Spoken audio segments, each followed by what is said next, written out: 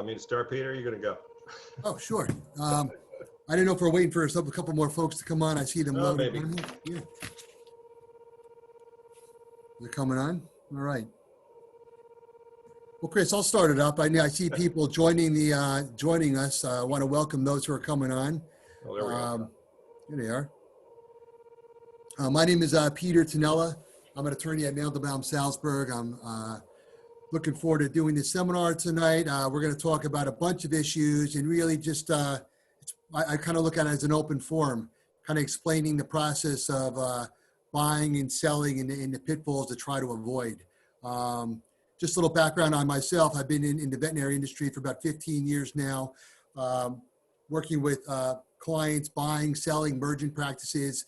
We have a national practice that we work with our clients all over the country on different types of transactions. So with that, Chris, I'll turn it over to you. Yeah, welcome everybody. Thanks for joining us tonight. My name's Christopher Rocchio. I'm a veterinarian and a practice owner. So I understand a lot of the issues that you're all going through on a daily basis. I actually just sold one of my practices this spring and all of a sudden became the patient, not just the the doctor. So it was kind of like when a veterinarian takes their dog to the specialist and all of a sudden they're on the other side of the exam table. And it was an interesting process. And, I've been helping people do this for, about the past 8 years, and all of a sudden to go through it myself, you learn a little bit more about the ins and outs of what we do on a daily basis. So it's me and my partner, David Waterman. David's not going to be on the talk tonight, but he's my partner, and we're happy you guys got to join us. No, Chris, before you hop on that first slide, I just want to remind everybody that we're recording the webinar tonight. And if you have any friends who are interested in the information we're talking about, you'll get a link to the webinar shared with you tomorrow, along with some content that Chris and I will share with you as well, too, to some resources both of our companies have that we can share. So. Yeah, and feel free to ask questions in the Q&A box on the bottom. We'll be checking that throughout the talk. We'll probably wait to the end to field questions and answer them, but we'll take a look at that as we go along. So, tonight we're going to talk about, what we call the top 10 mistakes veterinarians make when selling their practice. Well, I can tell you there's 10, there's hundreds of mistakes you can make. And just when we think we saw every mistake you could possibly make, we see some new ones. So these are kind of 10 that help us, in the general talk about selling your practice. But again, these are the 10 that we picked out, but there's plenty more going on. So, one of the main things we see, is timing, delaying the start of the sale process. We get a lot of calls from people who are ready to sell their practice, and most of the time when we talk to them, we say, well, where are you at in your thought process? When do you want to sell? And 98% of them say tomorrow. I'm done, I'm tired, I want to retire. We want to get a valuation and we want to get our practice on the market. And that's great. We're definitely welcome to help you then. But when you get to that point, you are a little bit late. And there's a couple of reasons for that. One is when we do your valuation on your practice, we're using the last 3 years of financial information. So we're getting your tax returns, your profit and loss statements, your W-2s, your production numbers from the veterinarians at your practice. And when we gather all that information, if we look at it and we do a valuation and we find issues with your profitability, if it's time to sell your practice, there's really not much you can do about it. And sometimes all we're doing is giving you some bad news about what we think your practice is worth. If we do this, 5 years before you're ready to sell or ready to retire, we can now give you advice and try to influence that valuation and get your value of your practice up.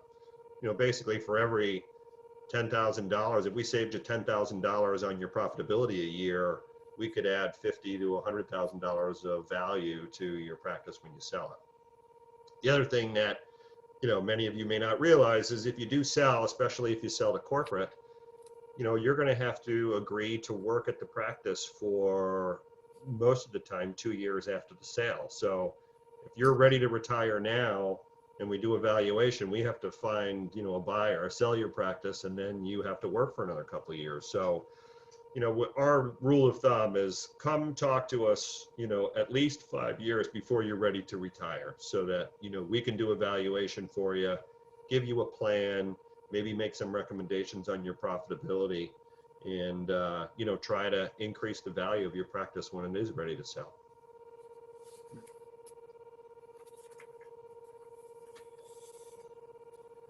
Once you're ready to sell, before you start going down that path, you want to make sure you have the right deal team together. I can't tell you how many times I get phone calls from clients or colleagues in the industry and tell me, you know, war stories about a deal that they may have had or it was going, and then for some reason it got, you know, off the rails.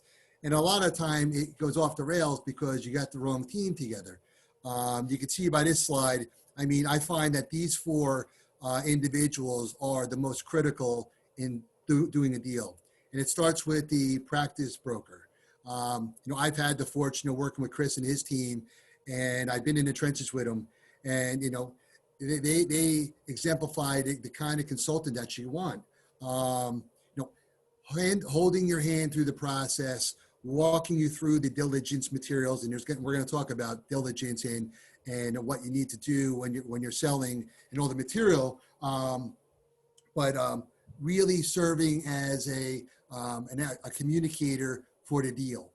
You have your consultant, you're going to have your attorney, and then the consultant really, when issues arise, the good ones will get involved and help address those issues. I have a deal right now with Chris's partner. We've been working on this deal for, I think, about 7-8 months now. And if it wasn't for the communication of, you know, his partner, I think the deal would have, you know, fallen apart, because they're talking once a week with our client who's selling and explaining to them, you know, here, this issue came up, we can handle it this way.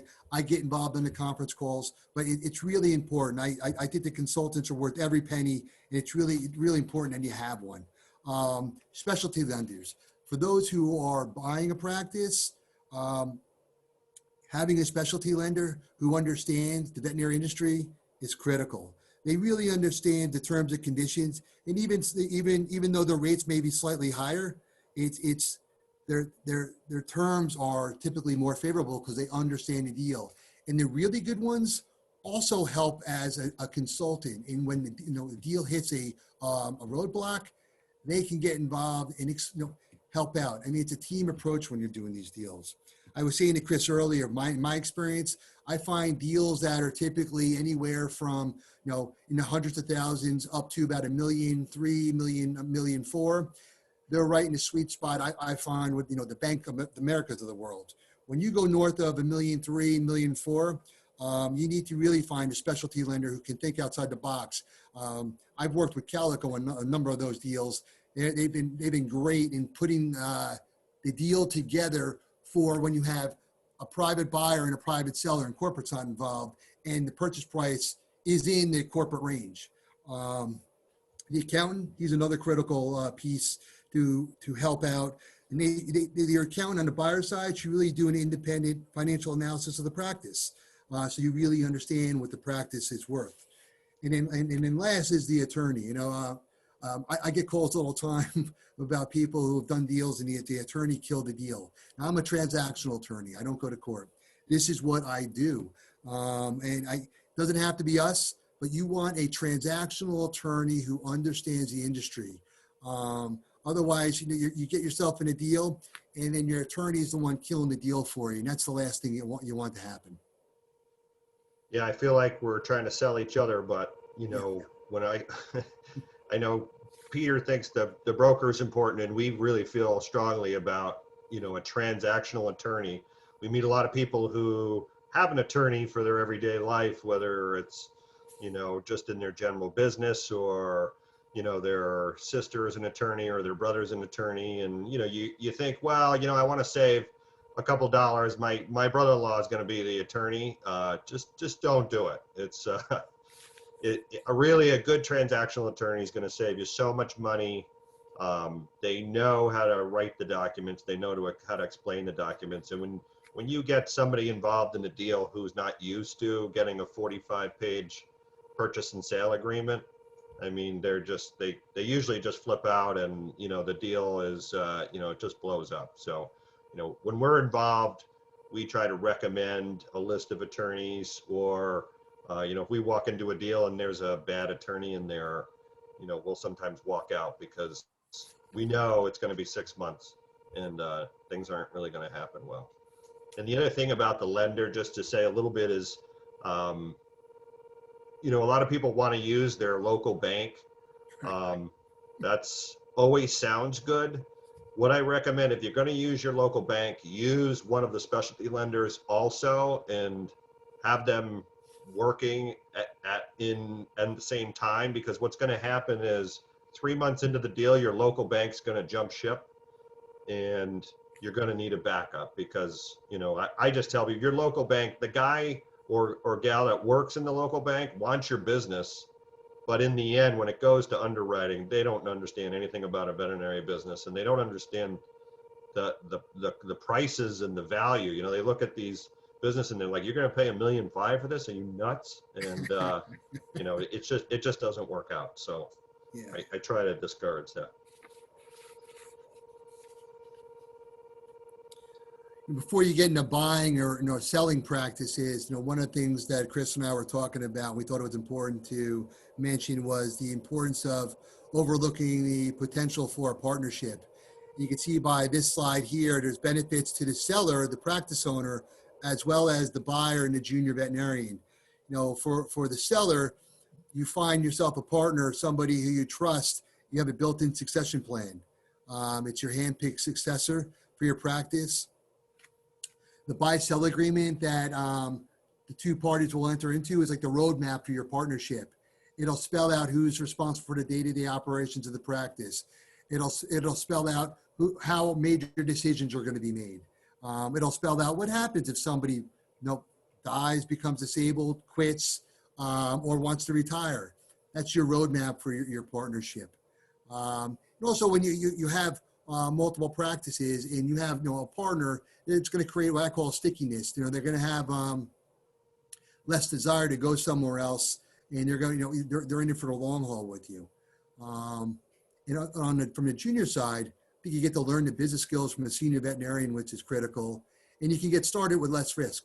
And then Chris will explain that a little better in terms of the financial end of it. But maybe rather than coming out over $1 million or $1 million plus, you can buy into the partnership in increments until you're financially ready to do so. Let's see.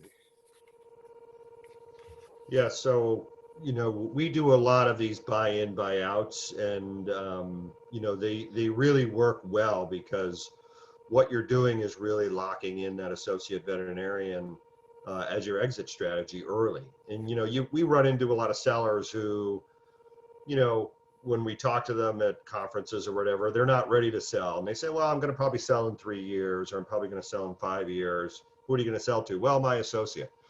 Well, a great idea is to sell that person right now, a small percentage of your practice, maybe even 20%, and really lock them into your exit strategy, because sometimes they misunderstand your plans and are waiting around, and you never really talk about ownership, and the next thing they walk in your office and say, "I'm buying the practice across town because I feel like you're just not ready to sell, and I don't want to wait any longer."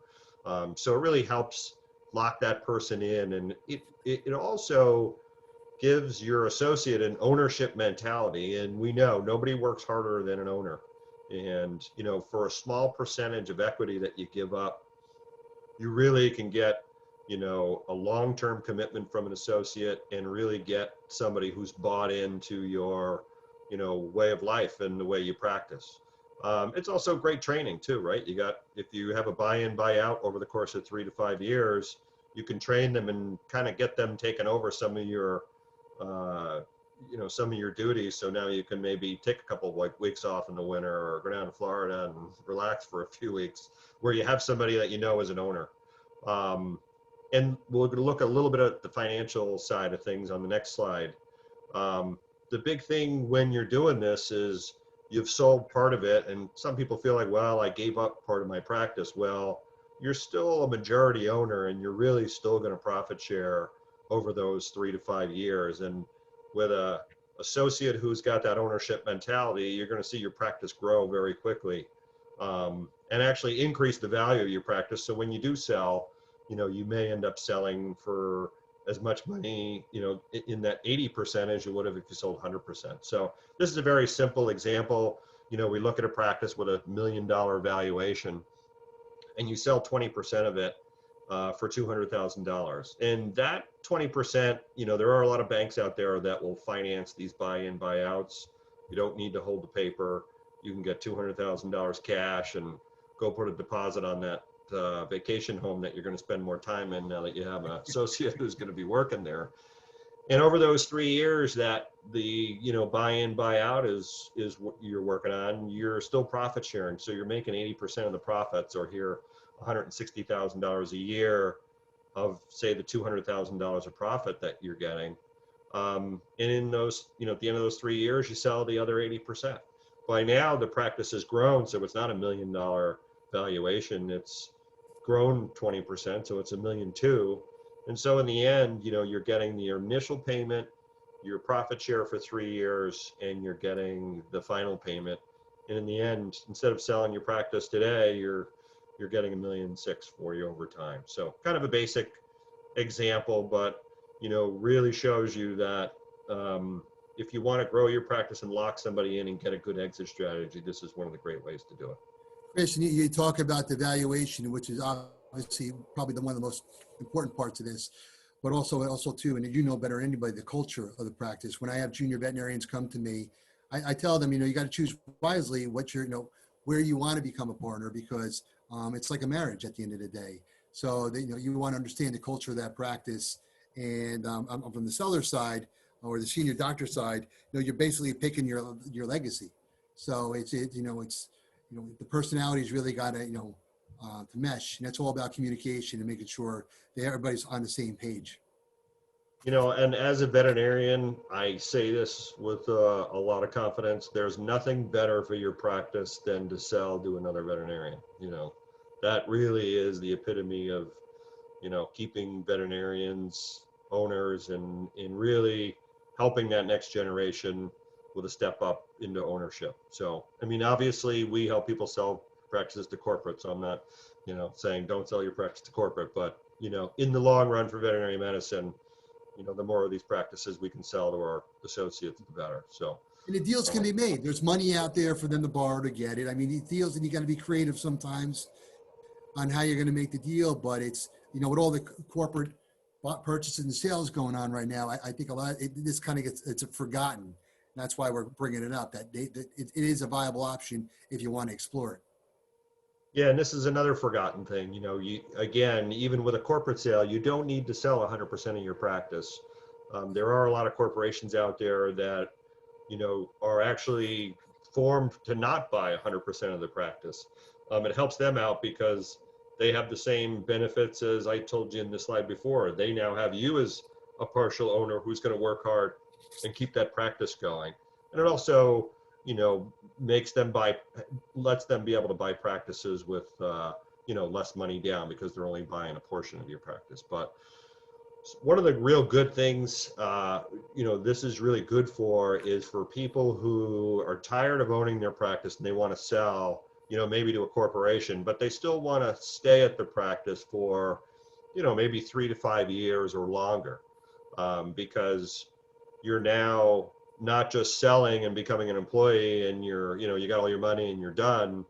You got some money up front, and then you got the profit share from the corporation. And the other time it's really good for is if you struggle with profitability. If we do a valuation and say, hey, listen, you're really not making a lot of profit for some reason, you're not benefiting from some of the purchasing power that corporates get, and the hiring power, and the kind of overhead power. If you're suffering from profitability, sell part of your practice now, let that corporate work on your practice and increase the profitability, which they know how to do very quickly. And now you're going to profit share and benefit from them increasing the profitability of your practice. And the goal of these guys, and they tell you kind of an interesting story, is that up front, they're not going to pay you a high multiple. When we look at multiples of profit, they're going to pay probably in the 6 to 8 range. But what they're telling you is when you sell your final sale, they're going to sell as well, and they're telling you that you may get 2 to 3 times that multiple on the final sale. So you may get smaller money up front, but they're trying to tell you when they sell, they're going to get more. We can't verify that actually happens, but they tell a good story, and they do have some proof behind it.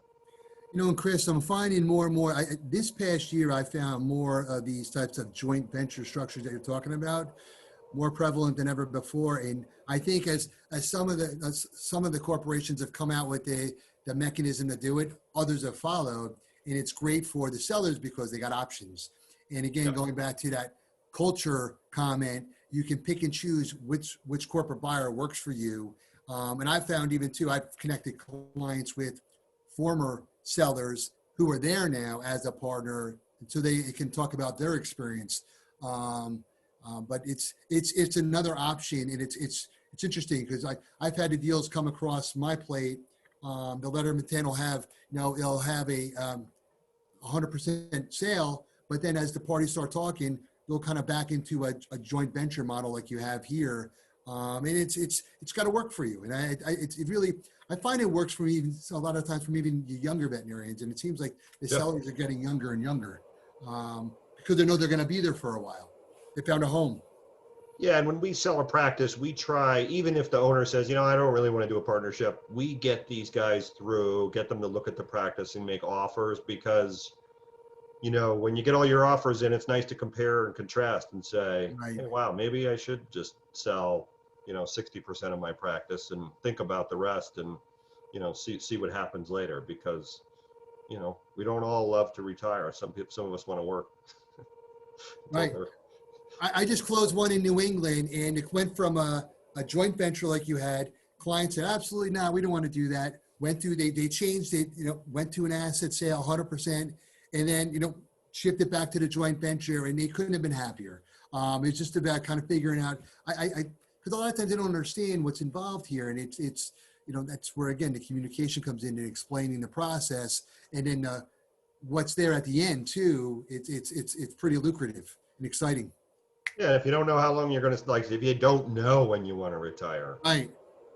well, You get that option. you don't need to sell the rest of it until it's time. So, And they have control mechanisms in there. A lot of times, after 2-3 years, you as the partner, the selling veterinarian, you can call it in, and you can force the sale of the remaining parts of your share. So there are mechanisms in there that you can get out at a certain period of time when you're ready to do so.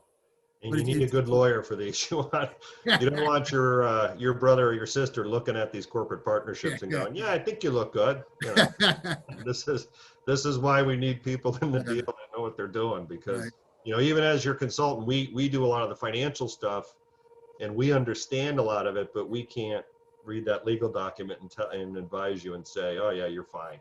That's you really need somebody who knows what they're talking about, because let me tell you, the lawyer on their side knows what they're doing.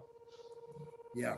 So here's another example, just looking at that corporate partnership, kind of the similar thing to the associate partnership. Again, you have a $1 million valuation. This time you're going to sell 60% of it for 600,000, because you're not going to be the majority owner. That's one of the things in these. You're usually 99% of the time, at least in my experience, you're a minority owner because the corporate wants control. But the good thing is if you're struggling with profitability, the new corporation is going to make the practice a lot more profitable. So your profit share for 5 years, you're going to make $80,000 or more. If they make you more than 20% profitable, you sure can benefit from those. Plus, you're going to get your salary. So this isn't all you're making. And then the goal is when you sell your final 40%, you're not going to get 400,000. You're going to get actually double that because of some of the deals that they talk about when they sell. They're going to get those real high multiples in the 14 range, not the 7 range. So again, in this situation, You sell for 600,000, your profit share for 5 years at 80,000, you sell your last bit for 800 grand, and you get $1.8 million for your practice instead of $1 million. So again, simple. You need somebody to really go through these things with you and look at them, but this is just kind of telling you it can be very beneficial for you, in the long run. Chris, when you mentioned earlier, you obviously, once you sell, you're going to be a minority owner in the corporation. But I don't know if you found the same experience. Most of most of the corporations don't want to. I would say, I simplify, don't want to change what's not broken. That practice is, humming along. They don't want to come in there and change. It's not the same as, being an owner, but I mean, you still have a significant say, especially with, I'd say, the medical decisions. Obviously, you're going to have a significant say, and they're going to look to you. But that's been my experience in terms of, yes, you've given up, the majority ownership, and it's easier said than done for me because I haven't sat in your chair as an owner making all the decisions. But I find that you still do have, they still do look to you for, input, obviously, on how to run the practice, because it's obviously they're interested in, when you were running it, it was very successful, and they want to keep that going. And that's part of our job, is to really vet these corporations out. We at all the conferences try to meet the CEOs, meet people who've sold to these corporations, meet people who work for them. That's our job as a broker. When we bring these corporates in, to know a lot about those corporations and have already vetted them for you, because you can't go out. I mean, we're going to talk a little bit about corporate sales, but we gave this talk a year ago and there were 40 corporate consolidators. As of today, or maybe a month ago, there's 60. And I just got 2 new ones on my desk yesterday. They're trying to buy my practice. Right. And I'm like, oh, wow, look, new guy.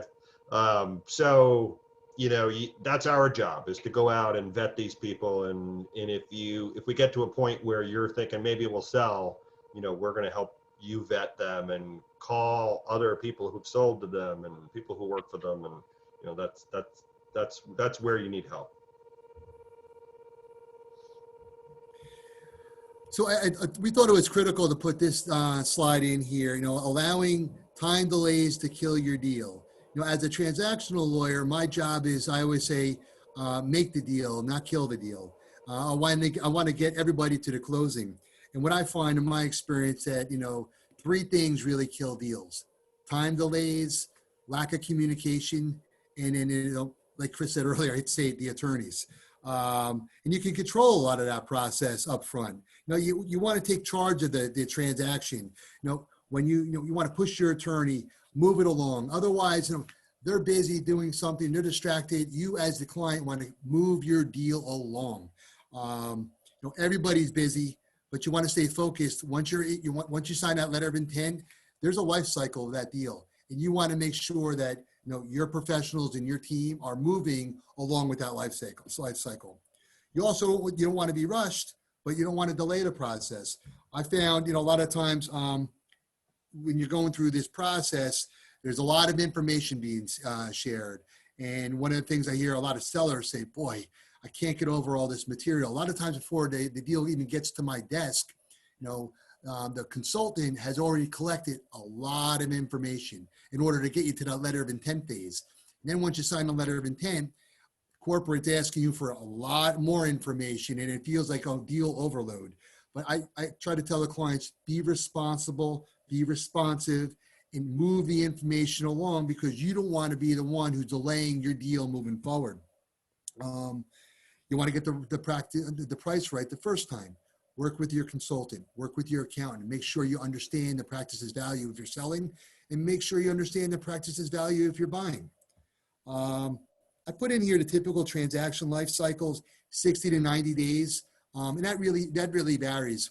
A lot of these deals involve the sale of real estate. When you have the sale of real estate, sometimes that adds delays to the deal because there's other inspection issues that you need to deal with, environmental issues, structural issues with the building. And sometimes those issues create time delays. I have a deal right now where my client bought a building when they bought the practice, and there's an environmental issue that they really weren't aware of when they bought it. So now we're looking to sell. There's an environmental issue that we're trying to navigate around in order to get our client in a position to sell. And it wasn't something that I was aware of when the deal first came in the door. So your client's saying, well, how long until we close? And you kind of give them an idea based upon whether or not we're selling real estate or there's going to be a lease. All the deals we're getting in now, they're pushing for a December close date. December 31st is what we're looking at. And all those deals pretty much involve a lease. The seller owns the building and they're going to lease the building with maybe a purchase option for the buyer down the road. So you just want to stay involved in your deal. You know, Chris mentioned before that on the corporate deals, their attorneys sure know what they're doing. You know, what I like about working on, the corporate transactions, which, you pick and choose different good things, the attorneys move the deals. When a lot of times we're talking about, I don't want to badmouth attorneys, and I am one, but a lot of times when you're doing a private sale and you hire somebody who's not familiar with these deals, the deal just rots on their desk, and there's a time delay. You got the bank involved, you have the buyer, the seller, and it just people get frustrated. I have a deal right now where our client is selling out in California, selling to a private buyer. Everybody's heard about the PPP loans. So there's another issue that we're dealing with these deals. The buyer in that deal has Wells Fargo as their PPP lender, and it's been delaying our deal north that we were supposed to close back in early August. And my client says, listen, if we don't close a week from Friday, I'm walking from the deal. It's just frustration, time, it kills it. So it's just important to keep moving your deal forward. Yeah, one of the odd things for us when we actually are representing sellers, we spend 90% of our time helping the buyer through the process. So if we're doing a private sale, I talk to the seller once a week. I talk to the buyer 4 times a week because I'm trying to get them finance and answering all their questions, and they're not used to looking at these crazy documents and leases and employment agreements. And so we spend 90% of our time helping the buyer, even though we represent the seller, because it's in the seller's best interest, right, for the buyer to buy the practice. So, but yeah, time is tick, tick, tick. It just keeps and going. you can control it. I mean, that's the thing. It's a shame when everybody wants to do the deal and the time delay is the one that gets in the middle of it. And you look back on the transactions, what happened there? The time killed the deal. One other one before we go to another slide. I had a deal that I worked on for probably 9 months in 2019. And my client was buying, it was a private transaction, buying from her boss. So she was the perfect succession plan for the boss. And she was going to buy 100% of the practice. The boss went down, the boss got a referral for a lawyer from the practice manager. And boy, that deal, we closed January 2019. It died twice on the vine during that period of time. But thankfully, the two parties really wanted to sell and buy from each other. And they kept getting together. When the deal kind of soured, those two would get together and revive it again. But it took a long time and a lot of patience in order to get that deal done. And it really didn't need to be done. I mean, it was a practice sale and a lease. It wasn't that difficult at the end of the day. I think one of the big problems too, veterinarians have nights and weekends available to talk about selling or buying their practice. And everybody else in the world works from 8 to 5 or 8 to 6. So, yes. I mean, that's where I just tell people, just call me anytime. It doesn't matter because, I mean, there's no way everybody's going to get together because the veterinarian should be working, seeing clients. And, I'm getting hives just thinking about Columbus Day. No banks, everybody's closed. But it's a good point that you make. And when you're interviewing your professionals, you should ask them, what's your availability? I mean, geez, the days of working, 9 to 5, 9 to 6, I mean, most people have their cell phone glued to you. And I mean, you're doing calls early in the morning, late in the evenings in order to accommodate your client's schedule. You need to be that way in order to be competitive. It's a great point. So this is just a little bit about what we do, when we look at these corporate sales. The problem I think that's going to happen with the pandemic is, all of the veterinarians, we've been working like crazy. We're actually 20% busier because everybody during the 3 months, everything was closed. Everybody ran out and got puppies and kittens. And, we're we're 20% busier than we ever were every day, and it takes us 5 times as much work to get our work done every day. And so a lot of practice owners are getting tired and frustrated, and every day is a drag. My wife's a veterinarian, and we're practice owners, and I can't even look her in the eye when she gets home because, you know, every day is just a struggle. And what I'm afraid is going to happen is, you know, we all get these corporate offers in the mail, and we get, you know, emails where I want to buy your practice. And what I don't want to see out there is people just, you know, they're so tired, they get these offers, they see, wow, look, $1.5 million, you know, I'm out of here. I just can't do this anymore. We really, if you're going to sell your practice, you know, you just need to try to run it through a process where you're getting, you know, as many people or many corporations looking at it as possible. And so we're trying to maximize the number of offers that, you know, a seller will get. And we're also trying to maximize the timing of those offers, because if you get 4 offers on your practice, but they're all at different times, you know, you really can't negotiate one against the other or even compare one against the other, because you look at one and you're like, well, maybe, and then you get another one 2 months later. Well, then you go back to the first one and they're already moved on. You know, they're just not interested anymore because you passed on it. And so, you know, we run this process, and this is kind of a wacky slide, but, you know, what we look at is, you know, starting on the left side of the slide, you know, again, 40 corporations out there buying practices, which now is 60. So I got to update my slide, but I probably couldn't fit 60 lines on here. And so we sit down with the owners, you know, the owner of the practice, and say, you know, these are the 60 corporations. What's your culture? We'll talk a little bit about that later. We're trying to go through those corporations and say, which one of these would you even consider selling your practice to? You know, we know a lot about all of them. And some of them, you know, as a veterinarian, and we may be opinionated in our own right, you know, we really need to kind of match the size of your practice, the geographic location of your practice, the culture of your practice, and what you're looking for as an exit. And so, you know, we weed through the 60 corporations and maybe we pick 20. So we take all your financial information, put it in an electronic Dropbox, and, you know, we contact these corporations and send all the information. Say out of those 20 practices, you know, we're going to get 8 or 10 that are interested and really want to take a look at your practice. And, you know, then you kind of go through a process where, you know, they're going to come and do a visit after hours or on the weekend. Not everybody wants everybody to know they're selling their practice. We try to be at every visit. We walk the corporations through. They meet you, you meet them, you talk about their culture, you talk about what they're going to do to your practice after they buy it. You know, kind of it's really kind of a dating a dating situation where you're looking through and trying to match, you know, the culture and the size and fit of what's going on. And we're hoping out of those 8 or 10 visitors that you're going to get, you know, maybe 5 or 6 offers. You know, we've had a couple practices lately, we've got 8 or 10 offers. And we try to get them all at the same time. So we give them, you know, a deadline, calling for offers. We're going to call for offers, you know, the end of November. We want all the offers information. In that meantime, you know, ask all the questions you want, get all the answers you want, but we really want all your offers in by this date. And then we can look at those, you know, 6 offers, 8 offers, 10 offers, 3 offers even, and really compare and contrast. And like Peter said before, you know, these can be very complicated in comparison to each other. One's a partnership deal. They're going to buy 60% of your practice. They're going to give you 60% cash and 30% corporate stock. And, you know, we're going to give you a lease agreement and an employment agreement. And so you really have to kind of compare and contrast and look at all these offers and compare them one to another.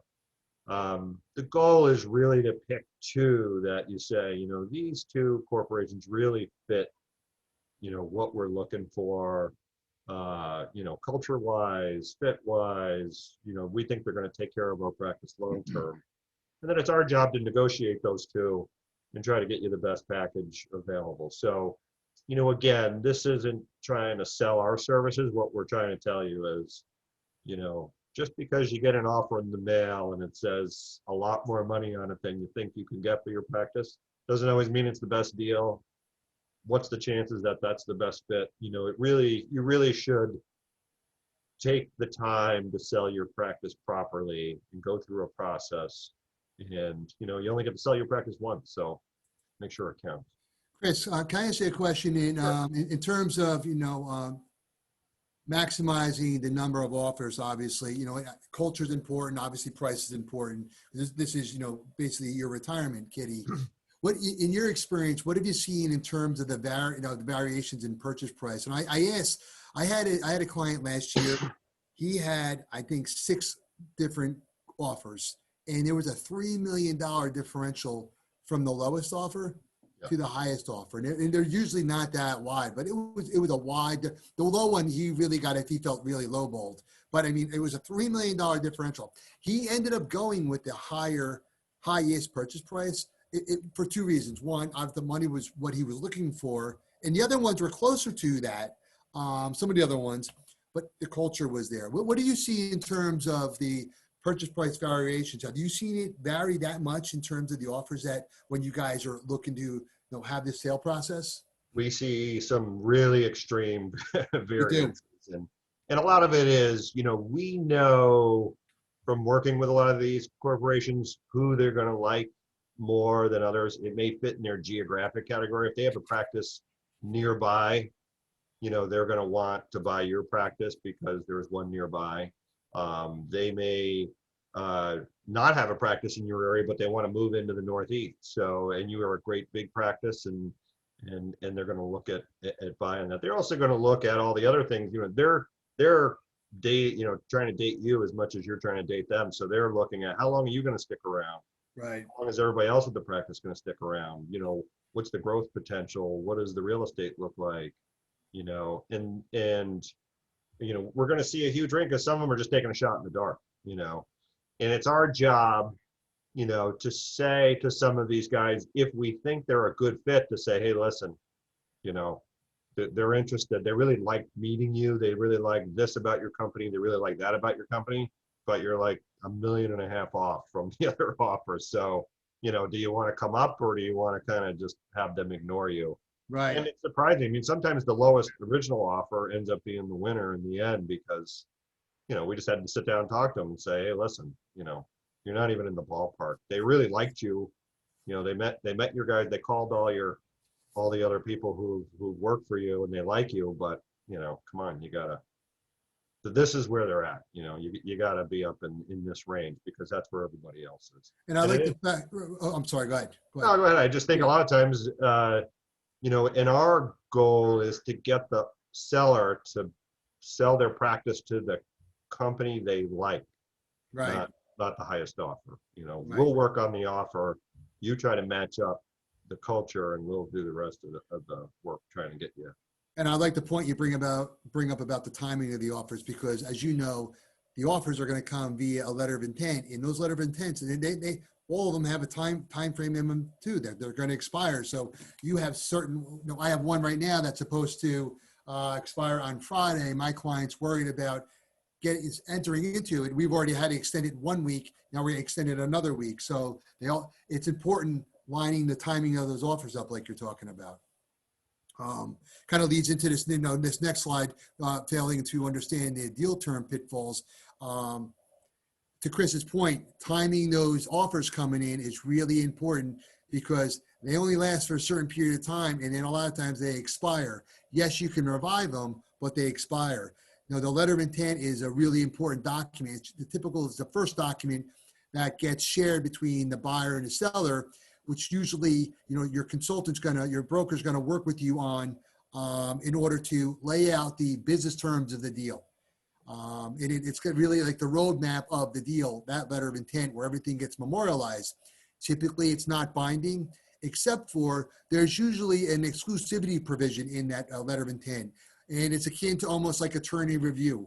Once you get out of attorney review, you can't sell your house to anybody else. Once you sign that letter of intent, the buyer doesn't want you looking to shop your practice around to anybody else for a period of time, 30, 60, 90 days. So you two could focus on each other to see if you got a deal. I mentioned before about preparing for due diligence. I'm sure Chris can tell you a story, war stories about, the amount of material that is asked for. And sometimes it feels very overwhelming, especially for a seller. all the information that you have to share. And sometimes it gets frustrating because you may get asked for the information on more than one occasion, either from the bank, from the buyer, or from the attorney, whomever. But it's just a lot of information that's got to get shared. Seller representations. I just wanted to bring that one up. I have a deal I'm working on right now, and I said to my client, we're selling. He's reviewed the contract several times, but we went over the representations again, and these are about 25 or 30 terms and conditions that a buyer is looking to the sellers in the purchase agreement, and a certain representation that you as a seller are making that the buyer is relying upon. And you're also not making them in your business capacity. For those of you who are a professional corporation or an LLC, they're going to have you make them in your personal capacity too. So if one of those representations are not true or inaccurate, and after you close, the buyer incurs damage, you could be exposing yourself to some liability. So I'm always telling clients, especially when the sellers, look at those representations. You got to tell me if you're not sure about something, so I can go in there and I can amend it to the best of your knowledge. So it's an important part of the contract. Indemnification. People's eyes glaze over all the time with that. I try to dumb it down. The easiest way to explain indemnification, it's a critical part of the contract. When you close, typically everything that happened prior to the closing is a responsibility of the seller. Everything that happens after the closing is a responsibility of the buyer. So if a claim is made against you, if you bought the practice and a claim is made against you as the buyer, for something that the seller did, the seller is supposed to stand in front of you and say, no, it wasn't his fault. I'm going to indemnify him, hold him harmless. I'm really simplifying it, but that's really the basic premise of it. A lot of times in these corporate deals, when we're representing sellers, we try to minimize our seller's exposure, where you have a cap on the total liability that you may be exposed to, 10, 20% of the purchase price. And you also have a basket, meaning if the buyer can't come nitpick after closing. Oh, this vendor did this for $2,000 or somebody did this for $1,000. You have a basket concept built in there. So the liabilities have to spill over a certain dollar amount, maybe $10,000, $20,000 before they would come to you as a seller. And with all that being said, I knock on wood, I think I've had one deal in my 15 years where there was a post-closing issue with indemnification. The lawyers spend a lot of time on that because the buyers want to make sure they can get through at the seller, and the sellers are trying to protect their buyer. But in reality, there's not a lot of issues. I haven't seen it really have any issues come up post-closing, which is a good thing. And I just want to go through some contingencies too. So these contingencies. These need to get satisfied before the deal can get closed. If it's a private sale, it should say financing, not financials here. The buyer needs to get his financing in place in order to buy the practice. A buyer needs to be satisfied with their due diligence, whether it's a corporate buyer or it's a private buyer, they're going to do due diligence on the seller. I always like to say, for the medical professionals, it's akin to like looking at you, go to that doctor and he's looking at you with your pants down. They want to see the good, the bad, and the ugly of your practice, basically, to make sure they want to buy it. Also, the real estate, is it going to be leased to the buyer or is it going to be sold to the buyer? That typically that happens simultaneously with the closing of the practice. So it's a contingency that needs to get satisfied before we can close on the practice. And restricted covenants. These are restricted covenants that apply to the seller. The seller is going to enter into a restricted covenant not to compete. And I know, Chris, I don't know your experience, usually 3 to 5 year window post-closing, not to compete. And then there's a reasonable radius. It's different than when you're an employee. The radius here is much broader. And I always ask my client who's selling, what's your plans after we sell? What are you doing? You're just going to work for the buyer and then you're going to retire? I want to know how much time I got to spend in here in restricted covenants, because if it's a non-issue, I don't really care if the buyer's coming back with 5 years, 30 miles. We talk about it, but I want to understand. And when I'm on the buyer's side, first thing I ask the buyer, I say, what did the seller tell you they're going to do after they close? Oh, they're going to retire. And then you start getting into the deal and they start pushing back on a restricted covenant. I said, wait a minute, I thought you were going to retire. So you really want to kind of flesh that issue out. And then the transition period, and Chris really hit on that already. the expectation of you're gonna be there for a period of time, 2 years at a minimum if it's a corporate sale, and maybe longer. I have a client right now who's just about 70, and I probably met with him almost once a quarter for lunch. And he keeps telling me he's ready to sell. And this is almost going on 2 years. And I just got an email from him last week. I'm ready to sell now. He's 70 years old. And I'm like, if you're going to sell, you got to plan, you're going to be there in order to maximize your price. You're going to be there for another 2 years. So and I've talked to him about that. So it's just setting that expectation with regard to your transition period. Yeah, so, obviously we're financial advisors and, we're supposed to tell you it's all about the money. It's all about the money, but we're veterinarians, right? And if we weren't veterinarians, I mean, if we are veterinarians, we know that we're not really the money people. We all had a choice early in our lives to kind of take one of two paths, and one of them was to become what they could say a real doctor and go down that golden road and, with the beautiful lights and all that. And as veterinarians we made that choice early in life to go down that, country road with, no lights and mud and, rectal exams and chasing animals around and crawling on your hands and feet all day. So, we know we're not the best at picking about money, and we're motivated by different things, and it is important. Those other things are important. The legacy of your practice. When we talk to practice owners who are selling, they always say the same thing. This is my baby. I built this place. I've been the owner here. These are my clients. These are my patients. And even when we market, we talk about what's next for your patients, what's next for your clients, what's next for your staff. Your staff is your family. Many of them have been working for you for 20 years, 30 years. The person at the front desk who, started with you when they were 18 and now they're 65, so there is a lot more important things as a veterinarian than money. And so, it is important who you sell your practice to. And it's our job as consultants, not only to talk to you about money, but really to try and match your practice to the culture of the buyer. Who's going to take care of your legacy? Who's going to take care of your practice? Who's going to take care of your clients? Are they going to change the name? Are they going to change, all the things that you do on a daily basis? You're going to have to work there. So, it really is important. And it's our job to really advise you to make sure that you make the right decision, whoever you sell your practice to, as much as you can. I mean, again, we'll talk a little bit about that too, that sometimes you need to focus on the money, but, especially in a partnership, it's worse than a marriage, that's for sure. It's a marriage you can't get out of too easy because you're so embedded financially and interconnected. It's tough. So, you just really want to make sure that that buyer is the right buyer. And it's our job, as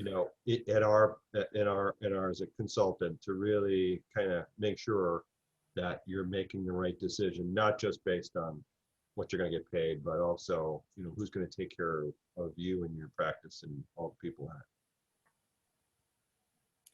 That's my soapbox. It's true. It's true. We got a question in the Dropbox there, and it's right on this point here. The question is, how do you inform your associates that you are going to sell and keep them from walking out?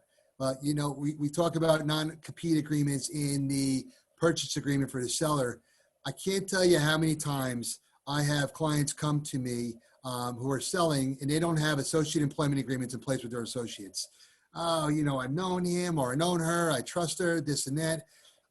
It's just being, the good business sense. Blame it on your lawyer, blame it on your accountant. If for anybody's out there right now with a practice owner, it doesn't have an associate employment agreement in place, you need to have one, because it could eventually devalue your practice. It could delay a deal down the road. You want to have, that is how you'll prevent the associate from walking out and controlling and controlling it, as opposed to you controlling the deal. I have some terms and conditions here. These are all just for those of you who understand the restricted covenants. These are all typical in an employment agreement. It's a typical deal contingency that a buyer is not going to buy a practice until they have the associates under contract. So you should have them under contract now, so you can take that contract. We can either assign it to the buyer, right? Or the buyer can go to the associate and look to have them sign a new contract. But the associate can't say, well, I'm not going to sign that. Well, if they don't want to sign it, you still have them under contract. So you have the leverage there. Typically, the restricted covenants that are in there that you want to make sure they're in there, they got to be reasonable within a term and radius. It's different than when you sell a practice. Usually in an employment arrangement, it's 1 to 2 years restrictive term. And then the radius is probably a little shorter because you can't preclude them from earning a living, but at the same time, you can restrict them from hurting you in your practice. You have the non-compete, having their non-solicitation of your clients, your employees, and your referral sources. And then you typically have language in here that associate can't disparage the practice if they happen to leave on their employment arrangement leaves. And there's 2 war stories where we didn't have associate employment agreements. I have a deal that's supposed to close tomorrow, and the one open issue still is that my client's associate is just screwing around with the corporate buyer, saying, I'm not going to sign that, I'm not going to sign that. And my client is really, he's grabbed the bull by the horns and said to the buyer, forget about that person. This is what we can do. And we're doing an end around that associate to kind of fix it. But it's made the deal much more difficult than it needs to be. And thankfully, it didn't scare the buyer off. I have another one we closed about 4 months ago where my client sold, and she agreed to give the associate $140,000 signing bonus. And the associate still ran her over the coals with an employment agreement. And she got a lawyer, and for 4 weeks we negotiated the associate. The deal itself was easier than negotiating the associate agreement. So you really need to have those in place ahead of time, and that'll prevent them from walking out or disrupting your deal when you go to look to sell your practice. And then lastly, when you go talk to your associates, usually when all the contingencies have been satisfied, and you're talking with your broker and your lawyer and saying, okay, now it's a time to let's go to the employees and the associates and let them know we have a solid deal here, and that the buyer can't get out because all the contingencies have either been satisfied or waived, and you're eyeing a closing date. It's probably usually maybe a couple weeks outside of the closing date when you're approaching that associate.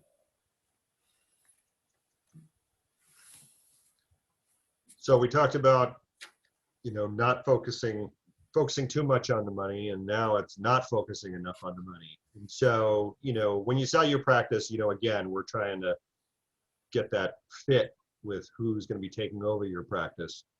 But in the end, we have something called the golden rule. And basically what that says is whoever has the gold makes the rules. So once somebody buys your practice, they can really do whatever they want with the practice. They're the new owner. So, make sure you get paid well when you sell your practice. Don't sell to one buyer because you love them, but they're only going to give you half the amount of money as the other one, because in the end, they can take your practice and sell it to somebody else. So, make sure you're getting the value that you should be getting for your practice. And the other thing is you only get to sell your practice once. So, it's your retirement, you earned it, you're entitled to it. Don't feel guilty. We're veterinarians. We feel guilty anytime we talk about money, but you deserve it. You built it, and you deserve what you're being paid. But, again, make sure you're doing the right thing, getting the right advice, and, going through a process where you're maximizing the value you're getting paid.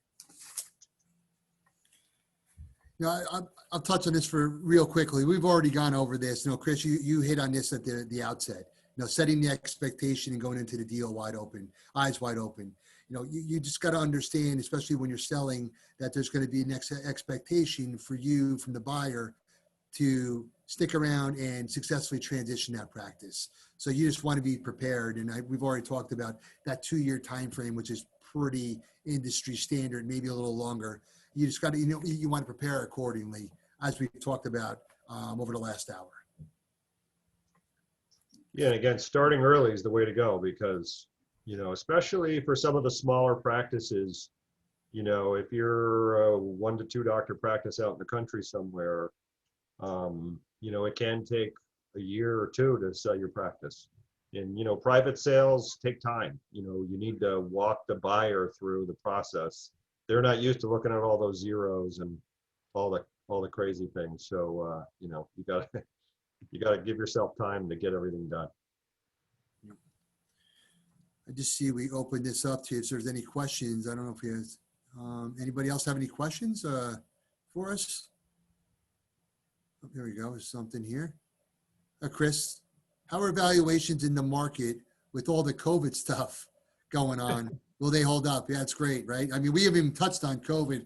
I'm hoping come January, we're just going to be behind us. But I think we're just trying to ignore it at this point. We've all been dealing with it for so long. But, right. Practice values are up. I think, most practices have fully recovered from the downswing. Obviously it depends on what state you're in and that sort of thing, but I think most of them have recovered. So the values are up. I do think the banks are pulling back a little bit with financing and they're not as aggressive as they were. I think the corporate purchasing of practices is going to be booming.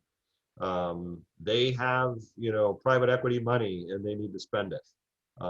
We do see maybe some of the corporate buyers who have a lot of exposure in the market. They already have 200-300 practices or 400 or 500 practices.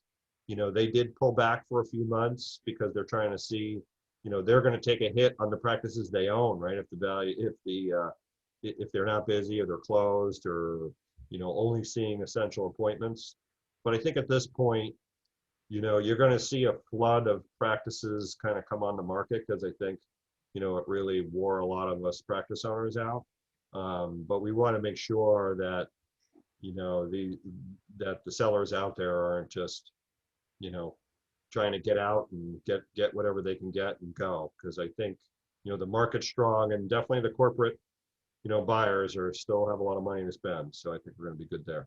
Chris, we talked a lot about corporates and a name we've thrown around a lot tonight. And one of the questions we have here about is, we're talking about practices valued over $1 million and asking us whether or not we work with practice owners who practices are valued less than that, 800,000. My experience has been typically when you go north of, maybe $1.5 million, right, and multi doctor practices, that's when you're going to start getting the corporate interest. But when you're below that number, the 1 or 2 doctor practices, those are really where those are ripe for private sales. I just closed on a deal on Friday. Took a little longer, to your point, Chris. Bank issues, lease issues, private sale, and my client who bought the practice. I mean, it's so rewarding when you see he was so excited. He's been waiting to do this for a long time to experience practice ownership. And come Friday, around 2 o'clock, he was the owner, the owner of practice. He was just so excited. So, just in your experience, that's the same kind of value you're looking at when corporate starts getting interested in those types of deals, that type of dollar amount. Yeah, I agree. We still try to focus a lot on the private sales. That's why I got into doing what I'm doing. The corporate sales are, always big and fun to do, but, I enjoy the private sales. We work with a lot of, one doctor practices, valued at 500,000 or right. We sold the practice last year. The practice was valued at 0 and the real estate, was most of the value. So yeah, I mean, we have no problem working with any veterinarian who wants to get out. Our job is to help you sell your practice. And, there's buyers out there. A lot of those practices out there. There's still a lot of young associate buyers.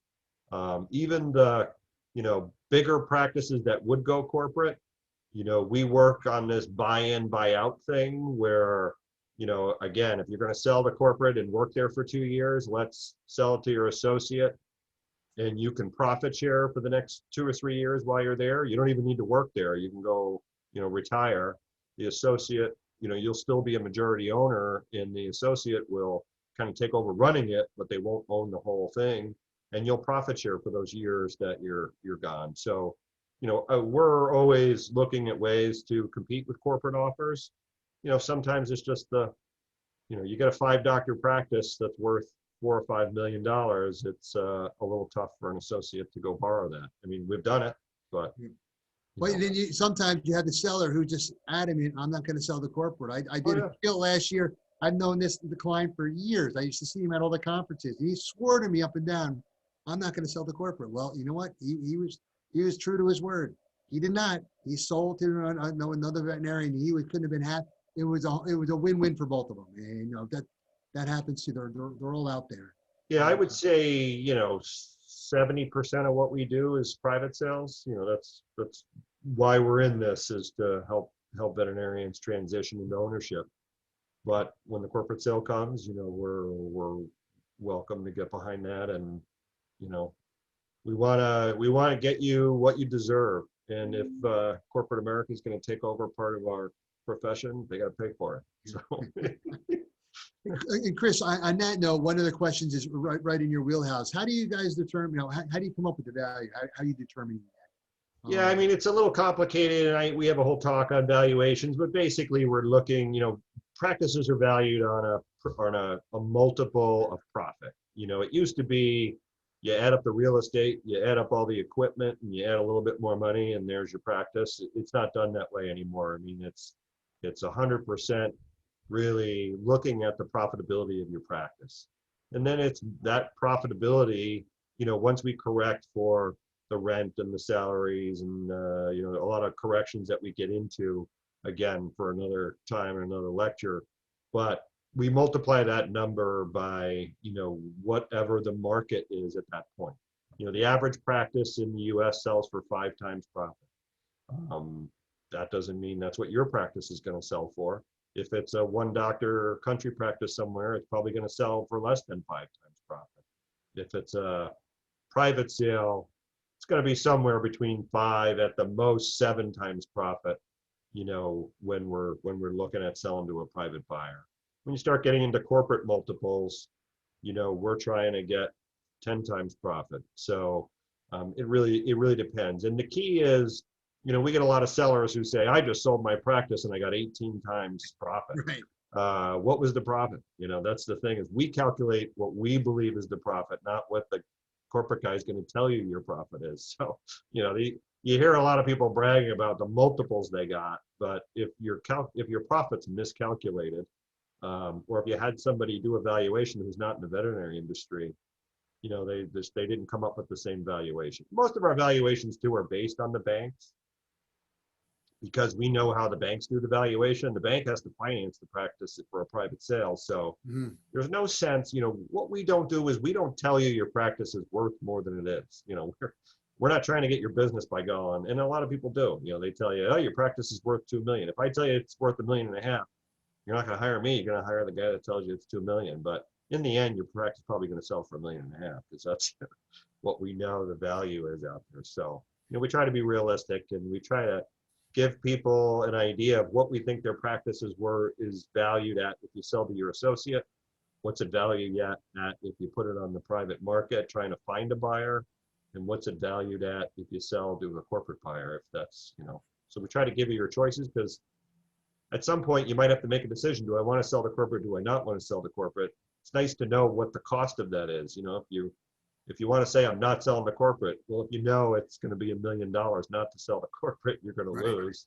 Right. Then you can make that decision and say, that's worth $1 million. But if it's only worth a couple $100,000, then maybe it's worth it. So, it's nice to know on all the markets what your practice is worth. But. Chris, one other question we have here too, and it's right in your wheelhouse, the timing. We talked, typically industry standard, prepare 5 years is a great time to prepare if you're going to close. One of the questions we have here is 10 years out too soon to start? Yeah, it's always nice to get a valuation. I mean, if you spend a few $1,000s on a valuation and we can save you, $1,000 a year in just, profitability. I mean, we know what the valuation should be. We know where your profitability should be. We kind of know the market parameters of what all your costs and everything should be. So a lot of times we'll come in and we're going to give you advice on, where you can probably choose a different vendor for this and choose a different vendor for that, and how can you increase the profitability. So, I mean, I never tell people it's too early, because they Right. always tell you the day you should start thinking about selling your practice is the day you buy it. Right? Great. That's a great point. I think that's all we have in the queue here. I don't know if anybody else has any questions for us. I think that's it. Yeah. All right. This was a Well, lot of fun, that's for yeah. sure. Yeah.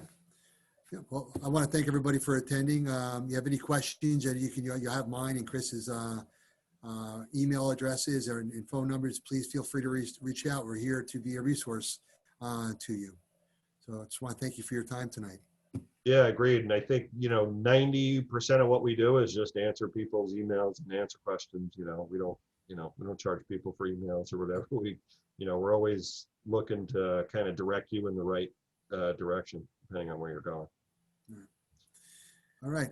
Well, have a good night, everybody. And All right. there's a reminder that there's an email coming tomorrow Oh, yeah. that'll have the recording of this in it, if you only listen to it once and want to listen to it again. Now, if you want to send it to any of your friends or associates or classmates or whatever, and have them listen to us, you're welcome.